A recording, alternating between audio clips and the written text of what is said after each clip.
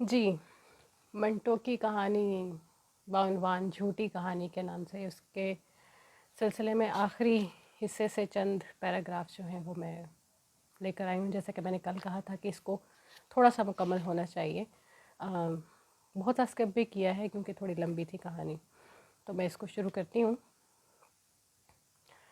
उसने साहिब सद्र का मुनासिब व मौजू अल्फाज में शुक्रिया अदा किया और कहना शुरू किया, हमारी यूनियन को सिर्फ इसलिए नफ़रत और तहकीर की नज़र से देखा जाता है कि ये चोरों, उठाई गिरों, रहज़नों और डाकुओं की अंजुमन है जो उनके तहफ़्फ़ुज़ के लिए कायम की गई है। मैं आप लोगों के जज्बात बखूबी समझता हूँ। आपका फ़ौरी रद्द-ए-अमल किस किस्म का था मैं इसका तसव्वुर भी कर सकता हूँ, मगर चोरों, डाकुओं और रहज़नों के हकूक़ क्या नहीं होते? या नहीं हो सकते? मैं समझता हूँ कोई सलीम-उद-दिमाग आदमी ऐसा नहीं सोच सकता। जिस तरह सबसे पहले आप इंसान हैं, बाद में सेठ साहब हैं, रईस आज़म हैं, म्यूनसिपल कमिश्नर हैं, वज़ीर दाखिला हैं या वज़ीर ख़ारजा, इसी तरह वो सबसे पहले आप ही की तरह इंसान है। चोर, डाकू, उठाई गिरा, जेब कतरा और ब्लैक मार्केटर बाद में। जो हकूक़ दूसरे इंसानों को मिले हैं उसे भी मुहैया होने चाहिए। मैं ये समझने से कासिर हूँ कि एक चोर या डाकू को क्यों शय लतीफ़ से खाली समझा जाता है, क्यों उसे एक ऐसा शख्स मुतसव्वर किया जाता है जो मामूली हिस्सियात से भी आरी है।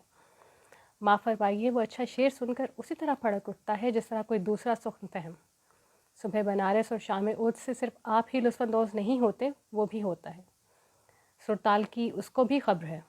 वो पुलिस के हाथों ही गिरफ़्तार होना नहीं जानता, किसी हसीना के दाम उल्फत में गिरफ़्तार होने का सलीक़ा भी जानता है। शादी करता है, बच्चे पैदा करता है, उनको चोरी से मना करता है, झूठ बोलने से रोकता है। खुदा न ख़्वास्ता अगर उनमें से कोई मर जाए तो इसके दिल को सदमा भी पहुँचता है। ये कहते हुए उसकी आवाज़ किस कदर गुलूगीर हो गई, लेकिन फ़ौरन ही उसने रुख बदला और मुस्कुराते हुए कहा, हज़रत गालिब के इस शेर का जो मज़ा वो ले सकता है, माफ़ कीजिए, आप में से कोई भी नहीं ले सकता। न लुटता दिन को तो कब रात को यूं बेखबर सोता, रहा खटका न चोरी का, दुआ देता हूँ रासन को। सारा हाल शगुफ्ता होकर हंसने लगा। बेगम मर्ज़मान भी, जो तकरीर के आखिरी हिस्से पर कुछ अफसरदा सी हो गई थी, मुस्कुराईं। मुकर्रर ने उसी तरह पतली पतली शफाफ मुस्कुराहट के साथ कहना शुरू किया, मगर अब ऐसे दुआ देने वाले कहाँ? बेगम मर्ज़बा ने बड़े भोलपन के साथ आह भरकर कहा, और वो राहज़न भी कहाँ? मुकर्रर ने तस्लीम किया, आपने बजाय इरशाद फरमाया बेगम मर्ज़बान, हमें इस अफसोसनाक हकीकत का एहसास है। यही वजह है कि हमने मिलकर अपनी अंजुमन की बुनियाद डाली है। इस वक्त साथ में राहज़न, चोर, जेब कतरे करीब करीब सब अपनी रविश व वज़ादारी भूल चुके हैं, लेकिन मुकाम मुसरत है कि अब वो बहुत तेज़ी से अपने असल मुकाम की तरफ लौट रहे हैं। लेकिन उन हजरात में से जो इन गरीबों की बेखनी में मसरूफ़ हैं, ये गुस्ताखाना सवाल करना चाहता हूँ कि अपनी इस्लाह के लिए अब तक उन्होंने क्या किया है। मुझे कहना तो नहीं चाहिए, मगर तकाबुल के लिए कहना पड़ता है कि हमें नहायत ज़लील, चोर, सफाक डाकू कहा जाता है, मगर वो लोग क्या हैं? कुछ इस आरी मर्तबत डाइस पर भी बैठे हैं जो आवाम का मालो मता दोनों हाथों से लूट रहे हैं। हाल में शेम शेम के नारे बुलंद हुए। मुकर्रर ने कुछ तवक्कुफ़ के बाद कहना शुरू किया, हम चोरी करते हैं, डाके डालते हैं, मगर इसे कोई और नाम नहीं देते। ये मोअज़्ज़ज़ हस्तियाँ बदतरीन किस्म की डाकाज़नी करती हैं, मगर ये जायज़ समझती हैं। अपनी आँख के इस तवील व अरीज़ और भारी भरम कम शहतीर को कोई नहीं देखता और ना देखना चाहता है। क्यों? ये बड़ा गुस्ताखाना सवाल है। मैं इसका जवाब सुनना चाहता हूँ, चाहे वो इससे भी ज़्यादा गुस्ताख हो। थोड़े तवक्कुफ़ के बाद वो मुस्कुराया। वज़ीर साहिबान अपनी मसंद वज़ारत की सान पर उस तरह तेज़ करके मुल्क की हर रोज़ हजामत करते हैं। ये कोई जुर्म नहीं, लेकिन किसी की जेब से बड़ी सफाई के साथ बटुआ चुराने वाला काबिल ताज़ीर है। ताज़ीर को छोड़िए, मुझे इस पर भी कोई एतराज़ नहीं। वो आपकी नज़र में गर्दन जनी है। डाइस पर बहुत से हजरात बेचैनी और इज़्तिराब महसूस करने लगे। बेगम मर्ज़बान मसरूर थी। मुकर्रर ने अपना गला साफ़ किया, फिर कहना शुरू किया, तमाम महकमों में ऊपर से लेकर नीचे तक रिश्वत सताने का सिलसिला कायम है। यह किसे मालूम नहीं, क्या ये भी कोई राज है जिसके इंकशाफ की ज़रूरत है कि ख़वेश परवरी और कुंबा नवाजी की बदौलत सख्त नाअहल और खर दमाग और बदकमाश लोग बड़े बड़े अहदे संभाले बैठे हैं। माफ़ फरमाइए, इधर हमारे तबके में ऐसे अफसोसनाक हालात मौजूद नहीं हैं। कोई चोर अपने किसी अजीज़ को बड़ी चोरी के लिए मुंतखब नहीं करेगा। हमारे यहाँ लोग इस किस्म की रियायतों से फ़ायदा उठाना भी चाहें तो नहीं उठा सकते, इसलिए कि चोरी करने, जेब काटने या डाका डालने के लिए दिल, गुर्दे और महारत और काबिलियत की ज़रूरत है।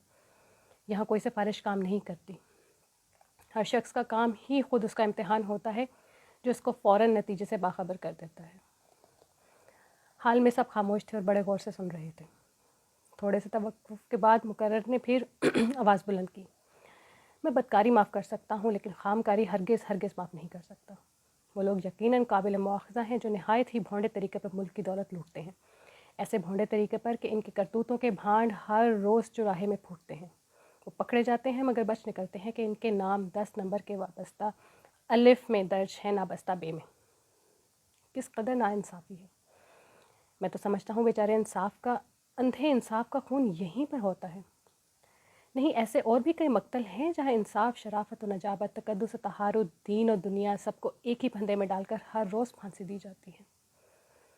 میں پوچھتا ہوں کہ انسانوں کی خام کھالوں کی تجارت کرنے والے ہم ہیں یا آپ؟ میں سوال کرتا ہوں کہ ازمناکی کی بربریت کی طرف امن پسند انسانوں کو کشاں کشاں کھینچ کر لے جانے والے ہم ہیں یا آپ؟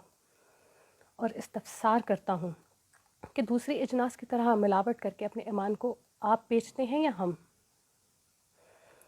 حال پر قبر کسی خاموشی طاری تھی۔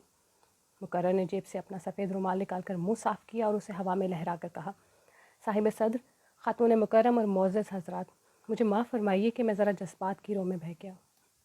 عرض ہے کہ جدھر نظر اٹھائی جائے ایمان فروش ہوتا ہے یا زمین فروش، وطن فروش ہوتا ہے یا ملت فروش۔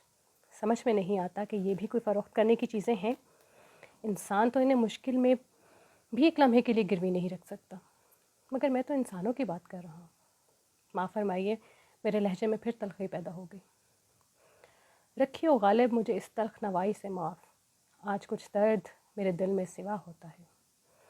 یہ کہتا ہوا وہ ڈائس کی طرف بڑھا۔